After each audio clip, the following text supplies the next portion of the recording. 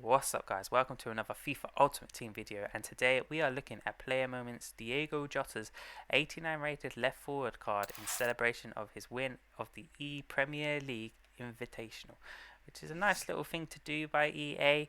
The first thing to note right off the back is that this card has no time limit, which means he's here for the entire duration of the game cycle, and he requires just the 3 squads. What we're going to do is we're going to look at all his in-games, see what he's got to offer us.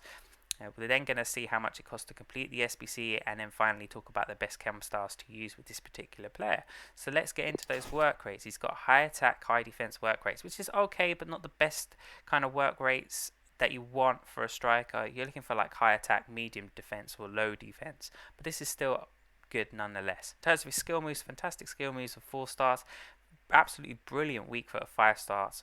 Very, very nice indeed. In terms of his attributes, he's got pretty damn good pace with the acceleration of 98. Sprint speed of 88 is very good, but not top tier. In terms of his shooting stats, really good stats along here as well, with his attack positioning of 93, finishing of 88, shot power of 93, and long shots of 84, with volleys of 85 and penalties of 72. In terms of his passing stats, vision is a nice stat here, 86. Crossing is not so great at 79. Free kick accuracy is pretty poor at 68. Short passing of 85 is good, and his long pass of 80 is alright. In terms of his curve, 90 is very nice indeed. In terms of where this card really excels is within his dribbling stats.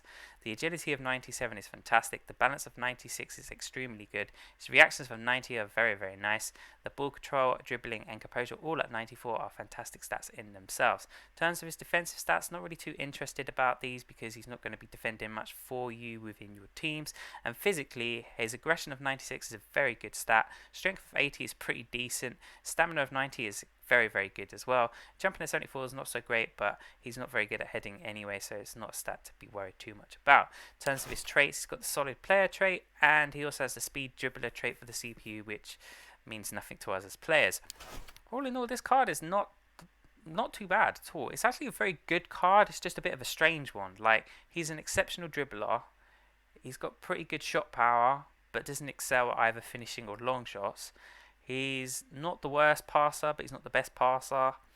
All he is just a dribbling demon, essentially, which is a little bit odd. Let's see what you got to trade over in order to complete the SBC, and we'll get a better idea of whether or not the card's actually worth going for. The first squad you need to provide contains a Wolves or a Liverpool player with a team of the week, 85 rated squad, 75 chemistry, prime mix players pack. Then you need a Portuguese player with an 86 rated squad, 70 chemistry for a premium gold players pack. And then finally a Premier League player, 87 rated squad, damn, 65 chemistry and a rare Electrum players pack in return. That is going to be a very expensive SBC to complete. I'm just checking Footbin right now, and on PlayStation it's around about 430,000 coins to complete this SBC. Wow, that is expensive. And around about the 410,000 mark on Xbox. That is a very, very expensive SBC, it has to be said. It seems a bit ridiculous given some of the other cards that are already available as SBC player cards, so that in itself is a bit of a shock. I wonder if this really does show how much EA values the dribbling stats as well as the skill moves and weak foot in order for this card to be that expensive.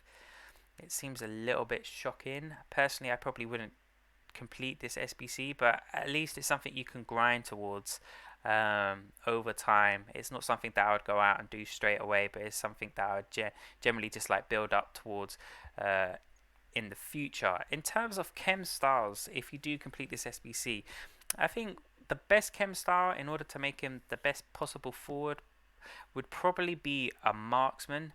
Now I say a marksman is because one, his pace is already pretty good. While his sprint speed is not top tier, the acceleration could probably make up for that. He's also a reasonable passer for a forward in the first place, so that in itself is a plus point as well. With his shooting stats, he pretty much just becomes an absolute monster. With the marksman chem style, his positioning goes up to an 98, his finishing goes up to 98, his shot power becomes 98, long shots become 94, and his volleys become 95, with penalties coming up to 77, which I think is just exceptional shooting stats for this particular card as a left forward. He also sees a nice boost within his dribbling stats as well, with his agility becoming a 99. Those reactions goes up to a 95, ball control and dribbling also go up to a 99 as well. While his balance is already a 96, that's already a fantastic stat in itself, and his composure at 94 is already a fantastic stat in itself. He also gets a nice little boost within his physicals as well, with his jumping going up to an 84, the strength becoming an 85, and his aggression going up to a 99. So all in all, I think if you want to make the best striker possible with this card, a marksman is probably a very good shout. In terms of other chem stars to use, I'd probably look at like a maestro as well. Reason I say a maestro is that it also gives him a nice little boost on his passing instead of physicality this time around. So his shooting boosts are that his positioning goes to a 98, his shot power becomes 99, his long shots goes to a 94, and his volleys become a 90. His finishing will, however, remain at an 88, and his penalties will stay at 72. Within the passing stats, his vision goes up to a 91, free kick accuracy becomes a 78, short passing becomes a 95, long passing becomes 85, and his curve will stay at 90, along with his crossing staying at 79. I think this is very good as well, because you need really good passers of the ball within this game. I think passing is one of those kind of like one of those really important parts of the game, especially where within the game itself at the moment. It does feel like passing's a little bit hit and miss, so I guess the higher the stat, the better you're going to be at passing within the game. In terms of also his dribbling stats, his agility becomes a 99, those reactions go up to a 95, and the ball control and dribbling go up to 99s as well.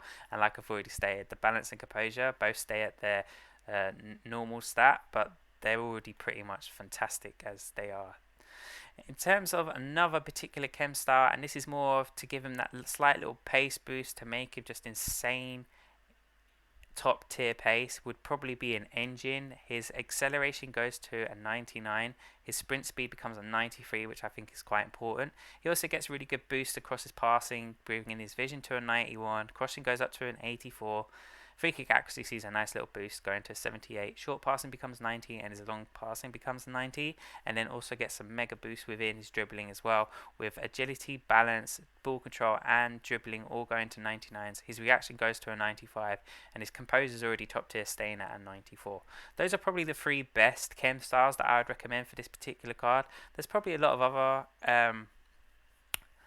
chem stars that you could probably look into actually using, like Deadeye would probably be pretty decent on this particular card. Sniper wouldn't be too bad. Hawk again wouldn't be that bad. Artist as well. So there's a lot of different chem styles that you could personally put on this card, but I just think the best three are going to be Marksman, Maestro and Engine.